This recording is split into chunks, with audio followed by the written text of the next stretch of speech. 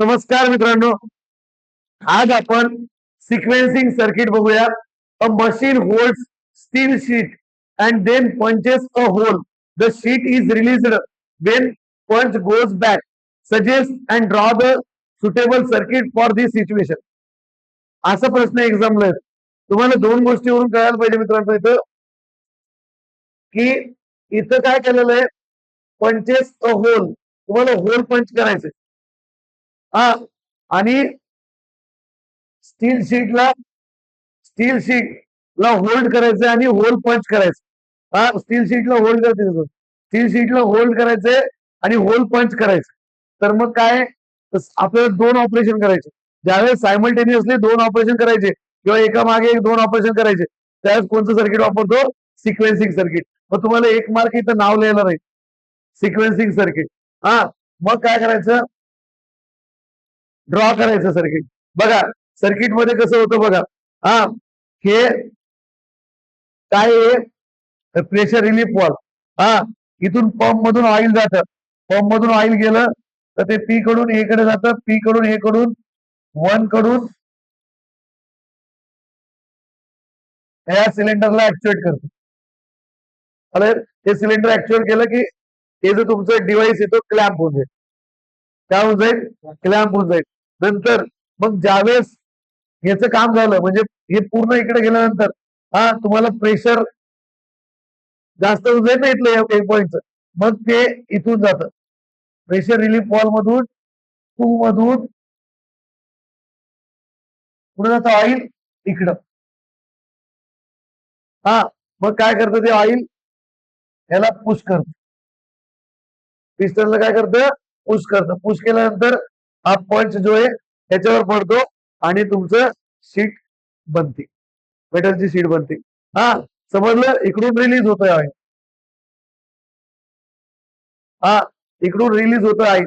तेच oil release झाल्यानंतर तुम्ही क्लॅम्पिंगचं अनक्लॅम्प करायला वापरू शकता. हा, हे तिकडे ऑपरेशन सांगायचं राहिलं होतं. तेच ऑइल जे तुम्ही रिलीज झालं की ते क्लॅम्पिंगचं अनक्लॅम्प करायला वापरू शकता आणि दुसरी गोष्ट उरलेलं टँक मध्ये वापस पाठवू शकता. समजलं? हे झालं तुमचं कोणचं, सिक्वेन्सिंगचं सर्किट. समजलं? आता याच्यात दुसरं पहा.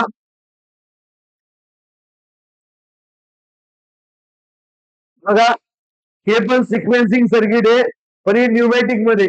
Pneumatic circuit using sequencing valve. हा, pneumatic circuit using sequencing valve. तर आता बघा, इथं 4x3 डीसी वॉल वापरली आपण. कोणती वापरली?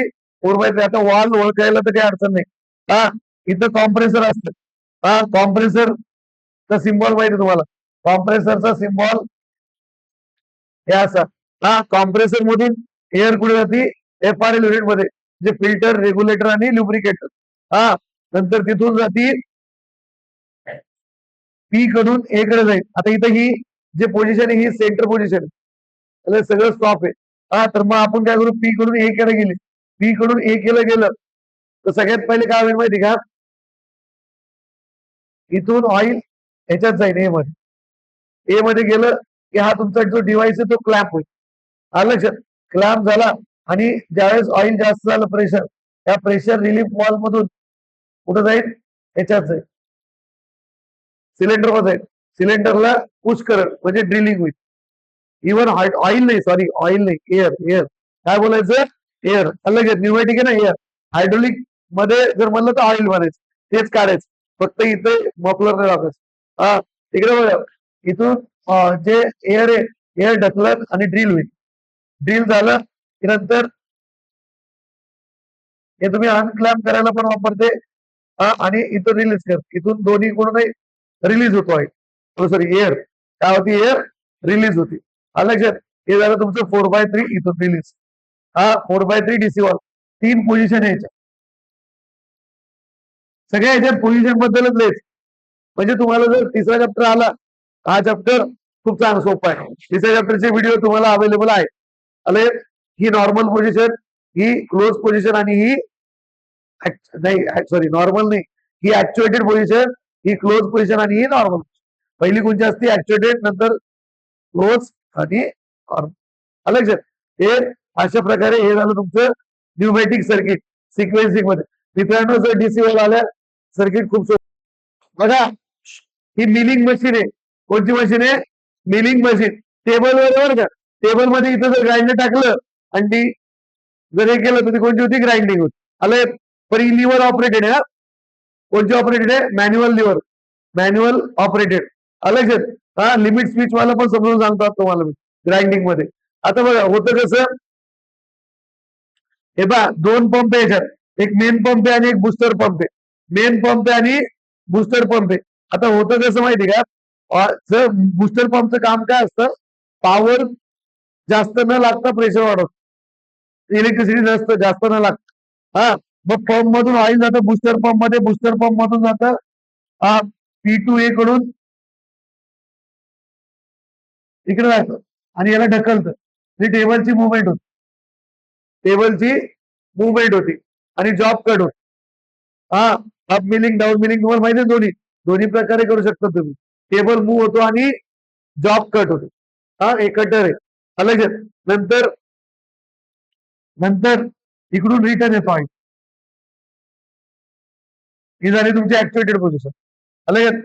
हा नंतर पुढच्या याला दोन फ्लो कंट्रोल वॉल लावलेले बरं याला विथ चेक वॉल. लक्षात, मीटर इन मीटर आउट सारखं. हा इकडे बघा, इथून जात म्हणजे इथून जातो आहे आणि ते टेबलला इकडे मूव्ह करतो. हा आणि इथून रिटर्न येतो. समजलं? ते लिव्हरच्या मदतीने तुम्ही डीसी वॉल ऑपरेट करता. कन्स्ट्रक्शन लिहिलं झालं का? लक्षात. हे दोन्ही मीटर सर्किट लावलेले त्याला फ्लो कंट्रोल वॉल. लक्षात. ही प्रेशर रिलीफ वॉल छोटी याच्यासाठी बुस्टर पंप साठी, ही मोठी मेन पंप साठी. लक्षात. हा आता बघा नेक्स्ट, याची थिअरी टाकलेली पण काही वाचायची गरज नाही, तुम्हाला समजून सांगितलं. हा आता बघा नेक्स्ट. हा बघा मित्रांनो, आता पुढचं पाहूया. सिक्वेन्सिंग सर्किट पाहिला आपण,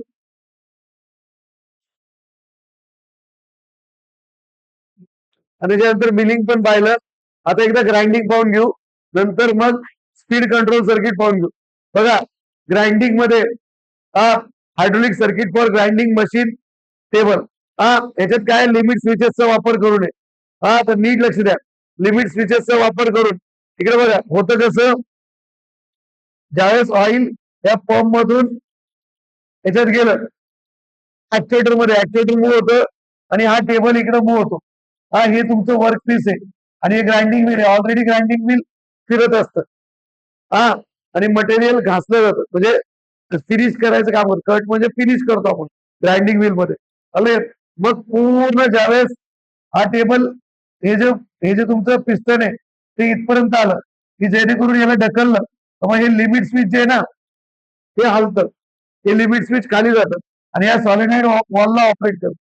या सॉलिनाइड वॉलला ऑपरेट करतं. मग पोझिशन चेंज होती. काय होती? पोझिशन चेंज होती. आणि मग जे पी ए बी ला कनेक्ट करतं आणि जे आर ला कनेक्ट, लिमिट स्विच वर ऑपरेट होतं. ऑइल इकडून तर येतच असतं. ते ज्यावेळेस पिस्टन पहिल्या पोझिशन मधलं सांगतोय, ऍक्च्युएटेड पोझिशन एकदा पुन्हा एकदा सांगतो. पी कडून ए कडे इकडे ढकललं, त्याच टायमाला ऑइल इकडून बाहेर पडतो. हे झालं ऍक्च्युएटेड पोझिशन. पूर्ण ज्यावेळेस पिस्टन इथं आलं त्यावेळेस हे लिमिट स्विच ऑपरेट होतं, सॉलिनाइड वॉल ऑपरेट होती आणि ढकललं जातं. इथं 4x2 सीसी वाला आले, 4x3 नका. अरे मग कसं होतं, लिमिट स्विच ऑपरेट झाल्यास इकडून बी कडे जात आणि ए कडून रिटर्न येत. समजलं? हे झालं तुमचं सॉलिनाइड ऑपरेटेड ग्राइंडिंग. अंडरस्टँड? नंतर लिहायचं काय नाही, सोपं आहे. म्हणालेच ऍक्च्युएटेड पोझिशन ते IQ आणि IHP हा खूप सोपं सब्जेक्ट. सगळ्यात अवघड design. Types of control, types of speed control circuits. There are 3 types of speed control circuit. एक मीटर इन, मीटर आउट आणि ब्लीड ऑफ. न्यूमॅटिक मध्ये पण तुम्हाला ते 3 बघायचे, मीटर इन, मीटर आउट आणि ब्लीड ऑफ. तर आता बघा सगळ्यात पहिले मीटरिंग. बघा मित्रांनो, स्पीड कमी करणं हे गरजेचं असतं काही काही ठिकाणी. ऑपरेशन मध्ये फुल स्पीड मध्ये ऑपरेशन करता येत नसतं कधी कधी कुठं कुठं. त्यावेळेस आपण हे सर्किट्स वापरतो. म्हणजे आपल्याला आता इथली पोझिशन स्लो करायची, तर काय करायचं, इथं मीटर आउट टाकलं ते. हा, 2 मिनिटं थोडंच.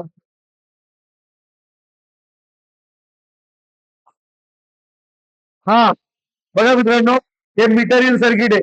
मीटर इन सर्किट मध्ये होतं कसं, फ्लो कंट्रोल वॉल जे हे जाताना लावणे म्हणजे मीटर इन सर्किट. आले म्हणजे ऑइल इकडे जाताना, हा, ऍक्च्युएटर कडे जाताना लावायचं म्हणजे मीटर इन सर्किट. आता इथं होतं कसं, flow control valve with check valve. हा, चेक वॉल अशी बसवली म्हणजे फ्लो असा नाही, असा फ्लो होणार नाही. मग आता बघा, पंप मधून ऍक्च्युएटर मध्ये जातं, इथून ऑइल ऍक्च्युएटर मध्ये गेलं, पिस्टनला ढकलतं. इथं फक्त काय आहे, थ्रोटल असते, थ्रोटल वॉल असते फ्लो कंट्रोल वॉल मध्ये. म्हणजे हळूहळू स्पीड कंट्रोल होते. स्पीड कंट्रोल कशी होती, हळूहळू होती. आले म्हणजे हळूहळू ऑपरेट होत, जास्त फास्ट ऑपरेट होत नाही. आले जास्त फास्ट ऑपरेट होत नाही. हा, स्पीड कंट्रोल करतो आपण, त्याला म्हणायचं फ्लो कंट्रोल पोझिशन. नाही, त्याच्यात काय करतो, फक्त हळूहळू ऑपरेट करतो, महत्वाचं ते. नंतर इकडून ऑइल फास्ट मध्ये रिटर्न वापस येतो. झालं. नंतर आता हा, ज्यावेळेस जर तुम्हाला स्पीड कंट्रोल करायची नाहीये, ऑइल तुम्ही इकडून पाठवलं बी कडून, हे पिस्टनला ढकल आणि इकडून रिटर्न येताना असं येतं, असं नाही येत बरं त्याला, असं येतं. आलं रिटर्न मध्ये फास्ट. समजलं. हे झालं मीटर इन सर्किट. आले डायग्राम क्लिअर काढणं जरुरी आहे. जर तुम्हाला विचारलं स्पीड कंट्रोल करायची हो तुम्हाला ऍक्च्युएटरची जाताना, ऍक्च्युएटर मध्ये ऑइल जाताना, हा, तर कोणतं सर्किट वापरतात, मीटर इन. लक्षात. नंतर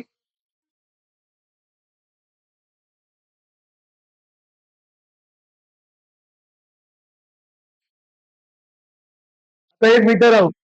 मीटर आउट मध्ये बघा, मीटर आउट मध्ये काय असतं मित्रांनो, जे जाताना आपलं येताना ऑइल सिलेंडरच्या बाहेर येताना जर आपण फ्लो कंट्रोल वॉल वापरली, त्याला काय म्हणायचं, मीटर आउट सर्किट. होतं कसं बघा, इकडून फिल्टर मधून ऑइल जातं पंप कडून, त्याला ढकलतं, हा, पिस्टन स्पीडली फॉरवर्ड मुवमेंट होती, फॉरवर्ड स्ट्रोक होतो.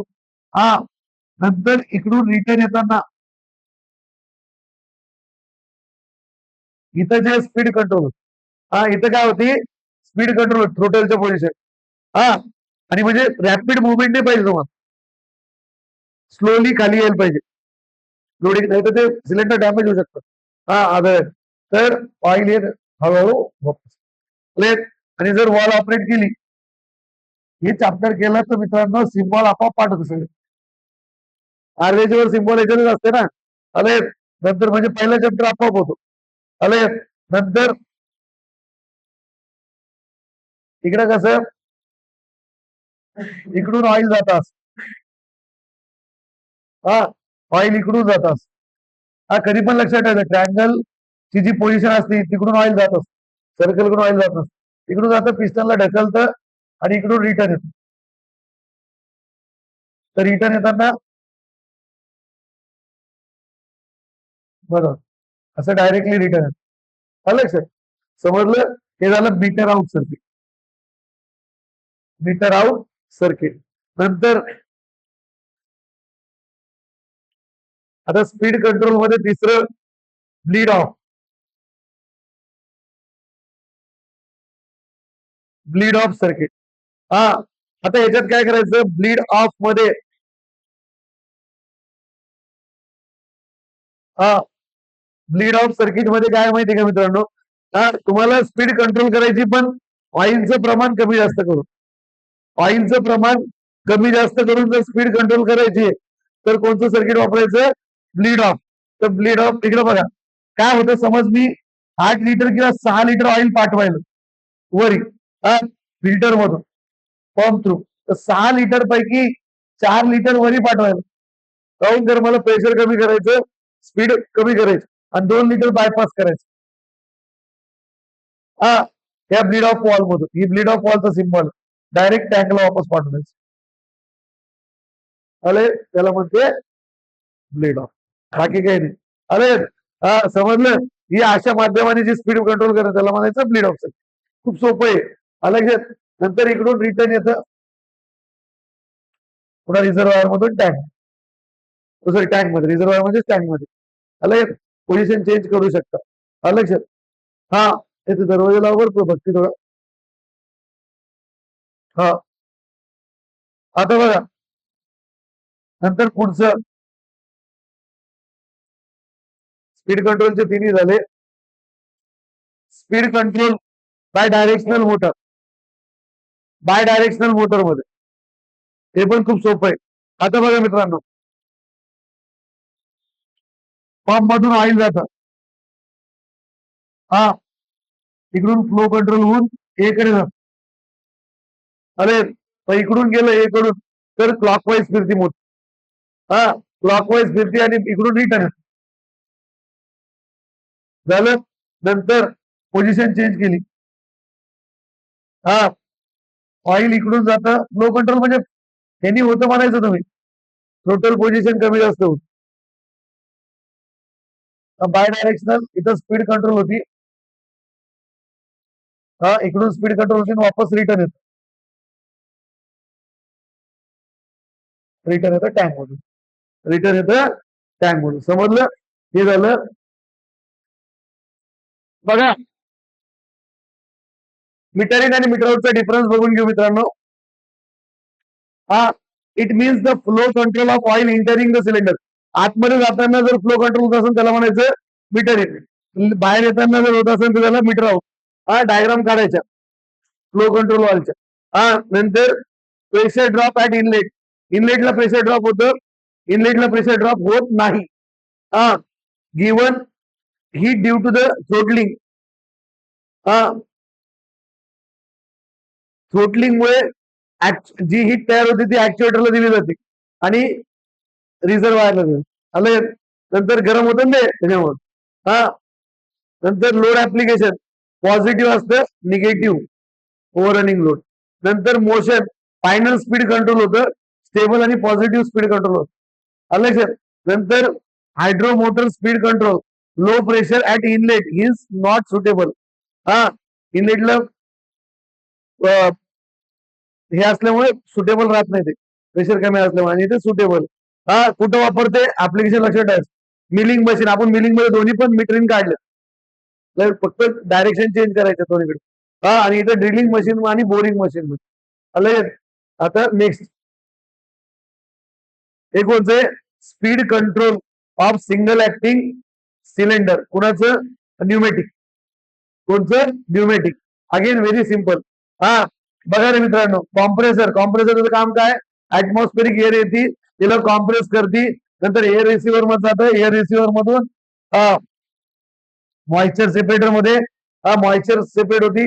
FRL म्हणजे फिल्टर मध्ये फिल्टर होतं, रेग्युलेटर मध्ये रेग्युलेट होतं, ल्युब्रिकेटर मध्ये ल्युब्रिकेशन प्रोव्हाइड होतं. नंतर हे मीटरिंग सर्किट आहे. हा, नंतर इथून एअर जाती इथं, सिंगल ऍक्टिंग सिलेंडर आहे. आले, आणि फॉरवर्डली मूव्ह, बॅक फ्लो येत नसतो, सिंगल ऍक्टिंग आहे ना, फक्त फॉरवर्ड स्ट्रोक होतो. नंतर पुश केलं तर मग रिटर्न स्ट्रोक इकडून. रिटर्न स्ट्रोक कसा होईल, return stroke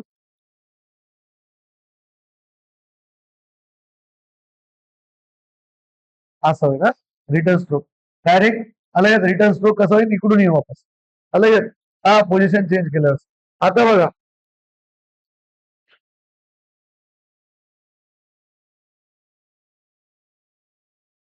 return stroke direct sorry असं होईल, इकडून इकडे यायची वापस गरज नाही, इकडून असं अलग बाहेर फेकलं जाईल.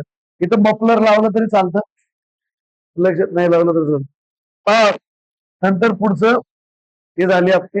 लक्षात, थोडं स्टॉप कर.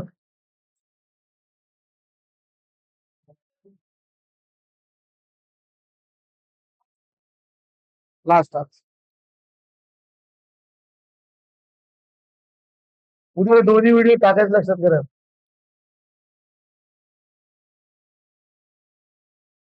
Regenerative circuit. रिजनरेटिव्ह सर्किट मध्ये काय होतं, हे पहा हे पहा इकडून इथं बंद पोझिशन आहे तरी ठीक आहे, इकडून रिजनरेशन होतं इथं.